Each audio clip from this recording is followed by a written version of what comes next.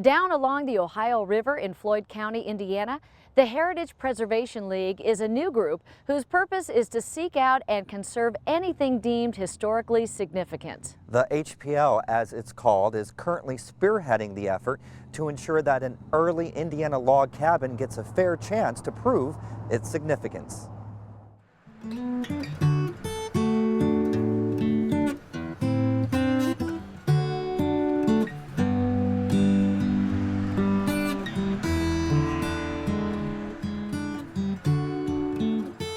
To most people, this cabin may seem like a lost cause. To some, however, this cabin is more than just an abandoned, rundown shack. To Stephen Paciano, this cabin represents something much more important, something worth saving. The HPL is a new group that was formed in December of '09. We formed a relationship with the building commissioner of New Albany recently, since we formed our group, and a demolition permit for this building came across his desk. New owners had just acquired the property and wanted to demolish the cabin due to its unsightly nature. We met with the owner, Joe Embry. He was gracious enough to work with the HPL that if the building had historical significance, that he'd be willing to ward off demolition of the building until we can continue our assessment. When both the city and Joe Embry brought it to our attention, we were able to start our historical background study, and we found out it is a very significant piece of architecture for Floyd County.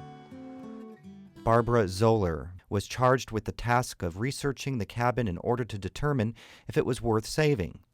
What she found was that the property once belonged to a man by the name of Richard Lewis, a Revolutionary War soldier and Western pioneer. When we were first contacted about the cabin, and they always called it the Richard Lewis cabin, I simply asked the question, who was Richard Lewis? And at the time, no one could tell me. So that just started me on a process. So I started going through the Richard Lewis family, and I found him on the 1820 census. Looking back through genealogy records, Barbara discovered Joanne Howard, a direct descendant of Richard Lewis, who still lived in the New Albany area. I said, well, you know, I have some photographs, I have some maps, I have my own research that I've done, and I'm willing to share with somebody who's trying to do something that's important to our county and our family.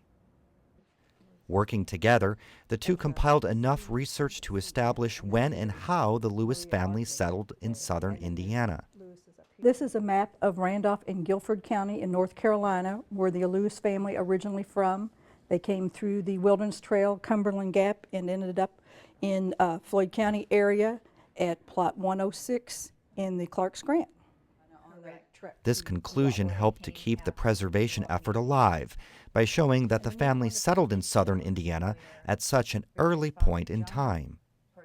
Too many people don't realize what a rich, rich history we have in this area. Everybody who went west that came through this part of the country came through New Albany. This was the major migration trail. The next logical step was to date the cabin to determine how long ago it was actually built. Using a process called dendroarcheology, a scientist took several samples from the cabin to put a time frame on its original build date. Of the 24 samples, he was able to positively identify 22 of those samples, 100% without any doubt. The north pin, oldest log was 1842, oldest log. Richard Lewis died in 1826. This was a Lewis log cabin, but it was repurposed from logs of a cabin from 1843.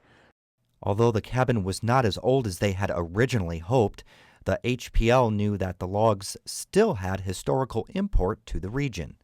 The Lewises were a pioneering family that came into the area and did settle this land. They built several cabins on this property.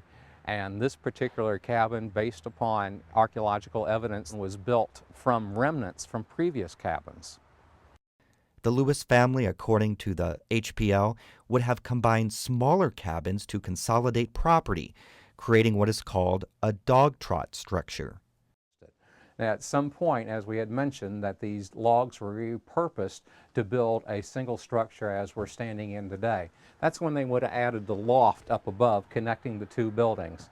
Therefore, as a dog trot and double pin, you have a breezeway that goes through the building, which would have been open to the front and to the back.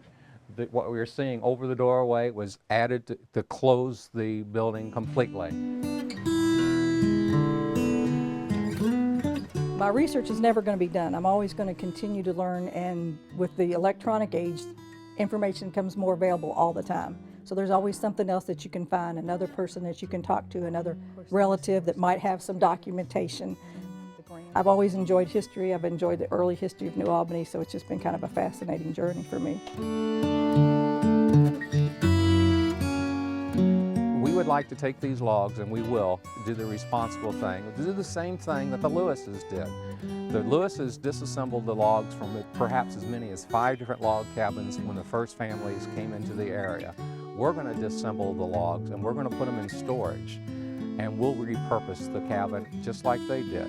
So these will go into a new structure of historical significance.